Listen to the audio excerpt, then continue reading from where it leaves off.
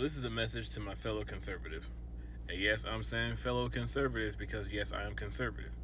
However, I do feel like it's time for some of us to get called out. Okay, look, a lot of us didn't know that Trump was going to choose J.D. Vance as his VP. A lot of us had a lot of other people in mind. Myself, I was hoping for Kerry Lake, Larry Elder. I mean, so maybe he has positions for them in his cabinet when he wins. I don't know, but okay, he chose J.D. Vance. I didn't know anything about him. I actually got him confused with Dan Crenshaw. But anyway, this is the thing though.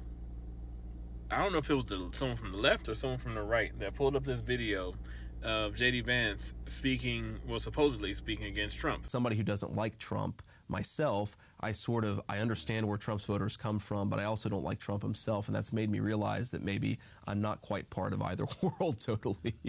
If you watch the entire video, it's like 22, 24 minutes long.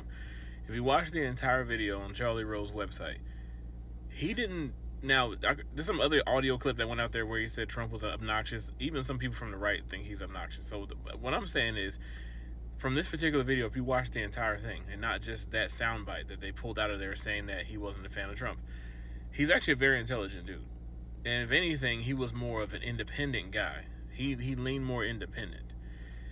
So for me, he didn't really bash Trump if you watch the whole video. He just personally had his hangups about him and things that he said, which a lot of us have before and some of us still do. The reason I think a lot of you conservatives are hypocrites is because where were you in 2016 before you became Trump 2020 and Trump 2024? Where were you in 2020, 2022? Where were you 2023? A lot of people who are now conservative a lot of them were liberal. A lot of them were left-leaning or independent before you start to see what the left was all about. So it's hypocritical for a lot of the conservatives now to sit there and try to bash this dude because he said he was against Trump almost 10 years ago. Some of y'all were against Trump less than 10 years ago. You know, you have Candace Owens, one of the biggest conservative voices out there right now, who was against Trump. Straight up liberal. You know, you have a lot of conservatives who were left-leaning before their eyes were open.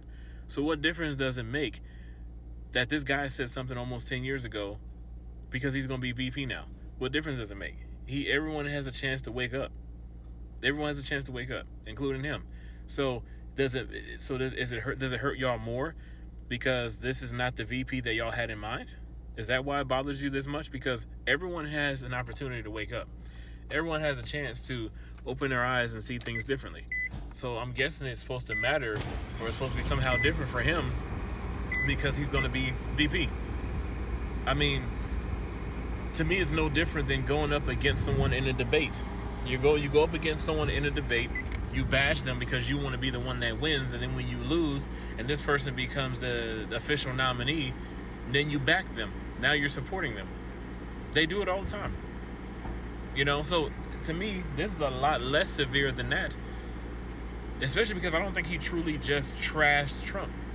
He had hang-ups about him like a lot of people did before their eyes were open. So we got to let off.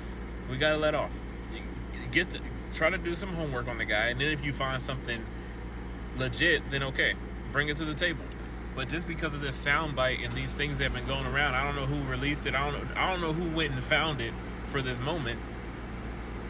But I know I hadn't seen it before this time. So the last thing we want to do is be like the left. Let's do our homework. Let's do some research. Let's figure out who this guy is first. I think he's highly intelligent. I think he truly knows his stuff. I think after me doing some digging and actually I think he made the right choice. Gonna be all right. Let's calm down. You know, maybe the person we wanted is not in there as VP, but they don't mean they don't have some other job they can do for Trump. So it is what it is.